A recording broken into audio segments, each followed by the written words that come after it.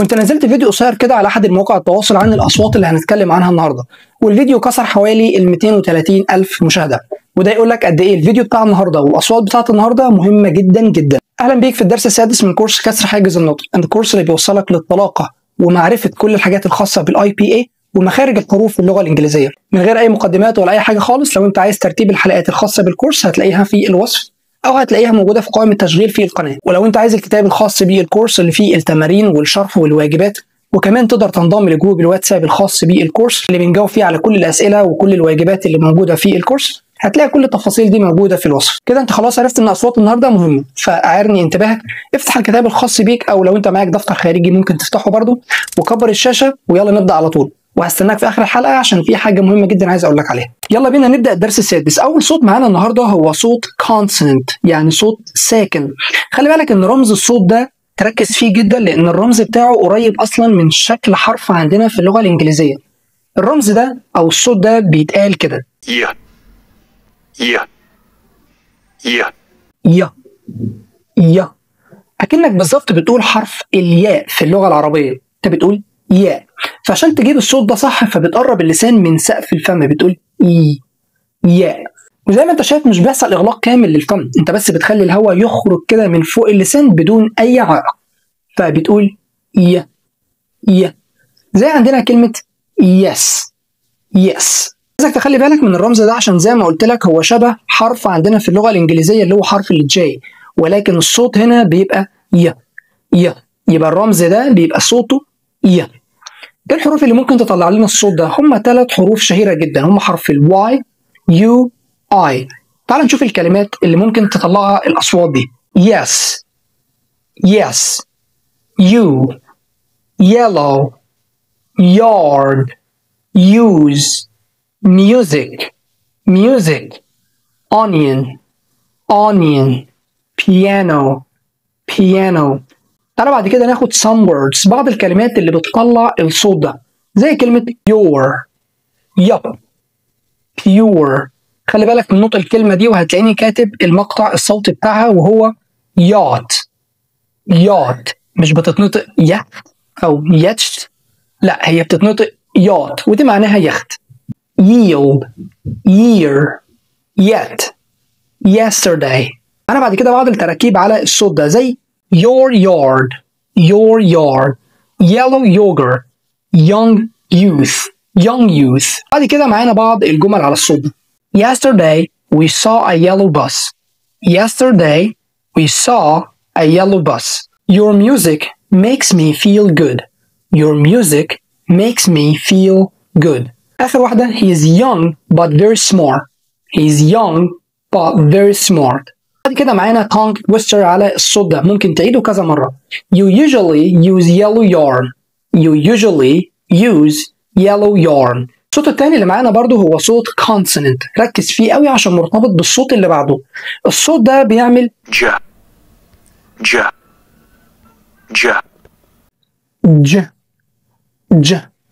ولو انت ركزت هتعرف ان الصوت ده ليه مقطعين، اول صوت اللي هو ده اللي هو ده، هتحس ان هو كده بيوقف الهواء اللي طالع من الفم، ده زي صوت الد اللي هو صوت حرف الدي، وبعدها بتخرج الهواء كده بالاحتكاك زي ما انت شايف هنا اللي هو بيعمل الج، يبقى ج ج.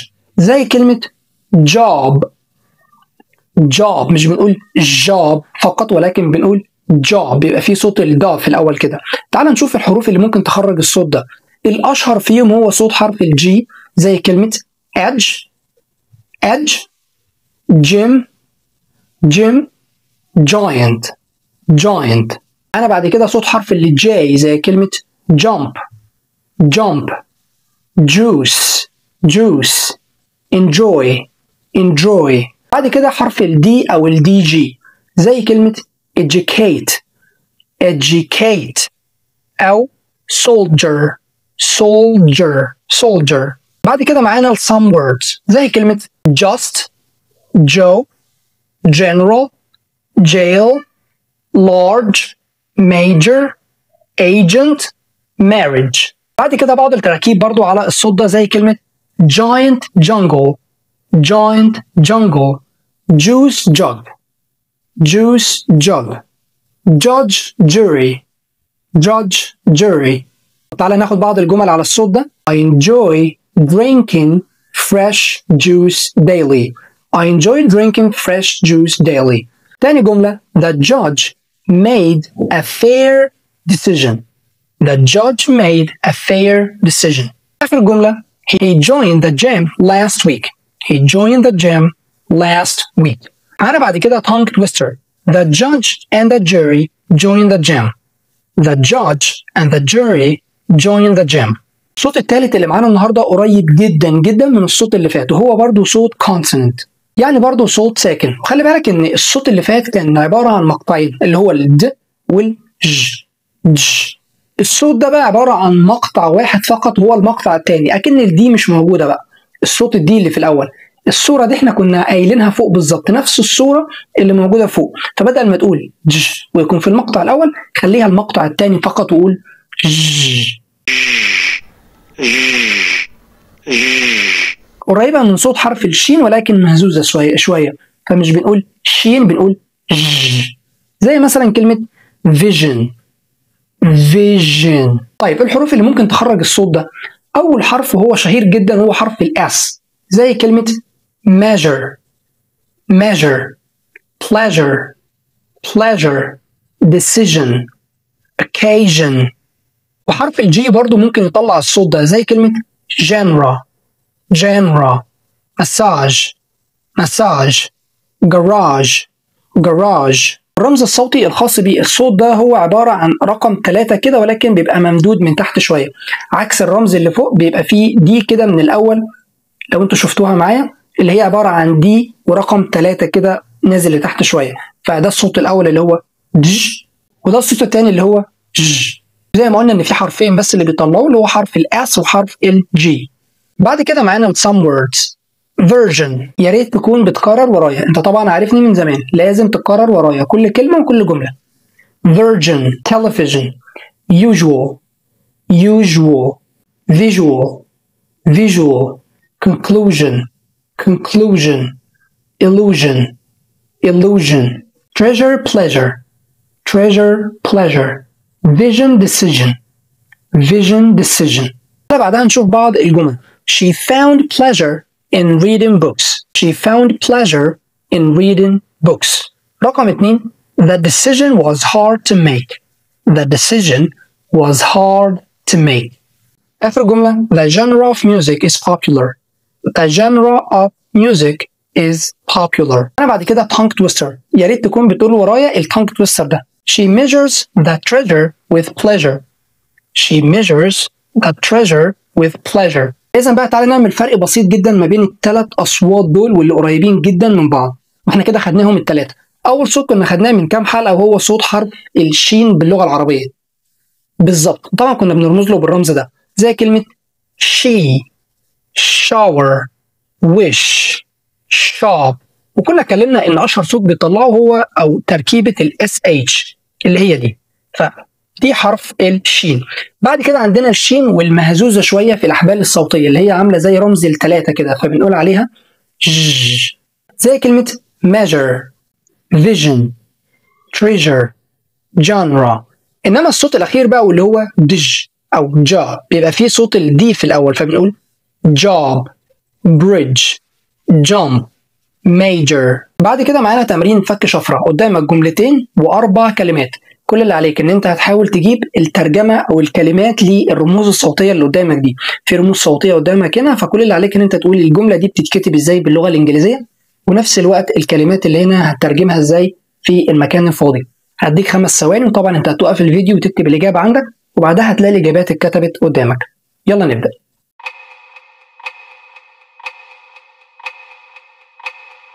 اول جمله she shares sugar with me. She shares sugar with me. الجملة الثانية The judge measures the shoe. The judge measures the shoe. الكلمات اللي عندنا دول المفروض يكونوا measure, yellow, sugar, pleasure. لو انت جاوبت كل الإجابات دي بطريقة صحيحة فانت مستعد ان انت تدخل معانا للجزئية اللي بعد كده. أنا بعد كده القراءة بصوت عالي. طبعا الناس اللي موجوده في الجروب يا ريت تقراوا الكلمات دي او الجمل دي، وكمان الناس اللي معانا دلوقتي عايزك تقرا الجمل دي بصوت عالي، مش عايزك بس ان انت تهمهم كده وانت بتقراها. لا يلا نبدا. The judge is very strict. The judge is very strict. كلمة strict اللي هنا دي معناها صارم، شخص شديد يعني. تاني جملة the vision is not clear. The vision is not clear. الجملة الثالثة yes you're young and happy. Yes you are young and happy. الجملة الرابعة they measure the treasure chest.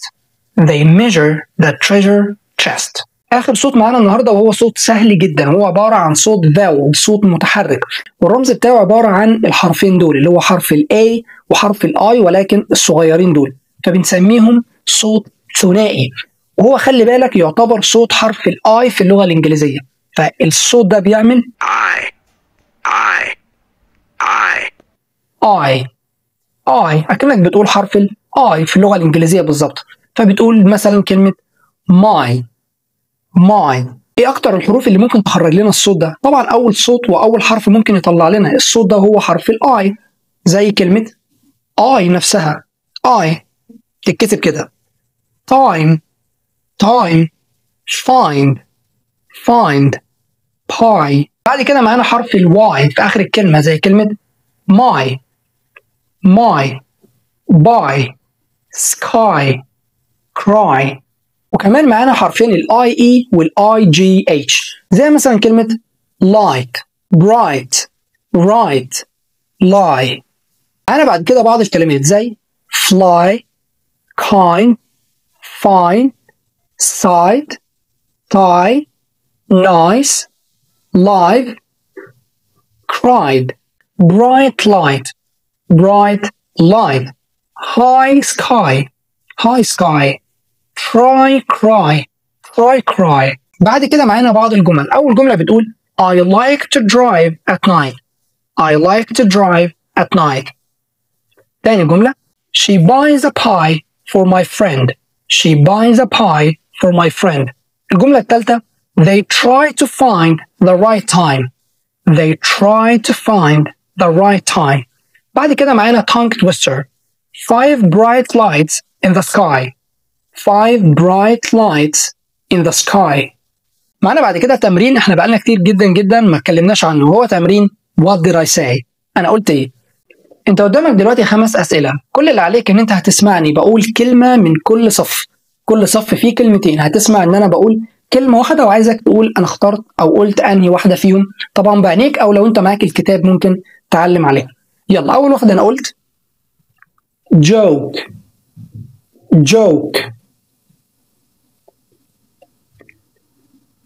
vision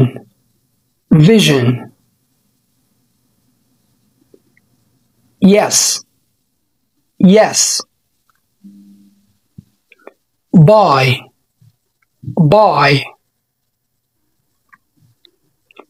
measure.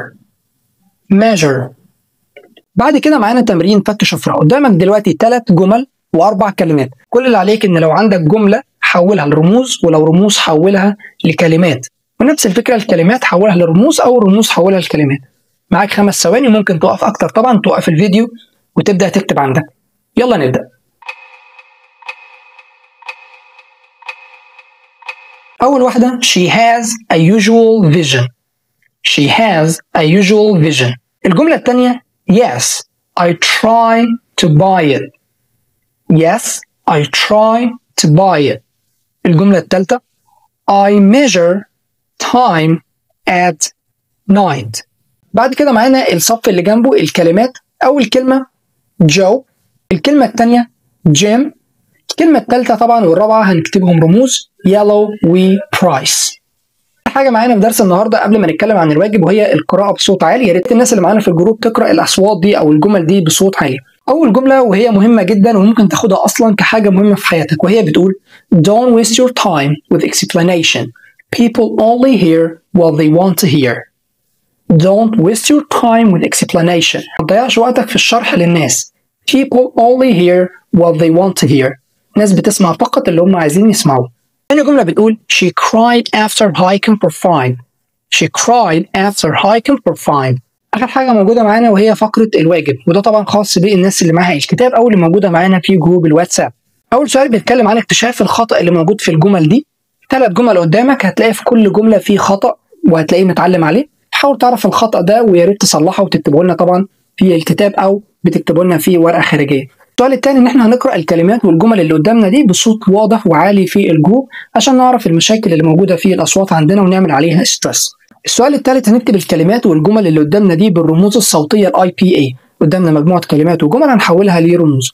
اخر سؤال هنختار الكلمه اللي بتحتوي على الصوت المطلوب. احنا خدنا الاصوات دي في حلقه النهارده، فهتشوف الكلمات اللي موجوده مثلا هنا هي ايه تناسب الصوت اللي قدامنا ده. وفي الاخر ما تنساش تبعت الواجب على جروب الواتساب عشان نبدا نصححه مع بعض ونعرف المشاكل اللي عندنا ايه.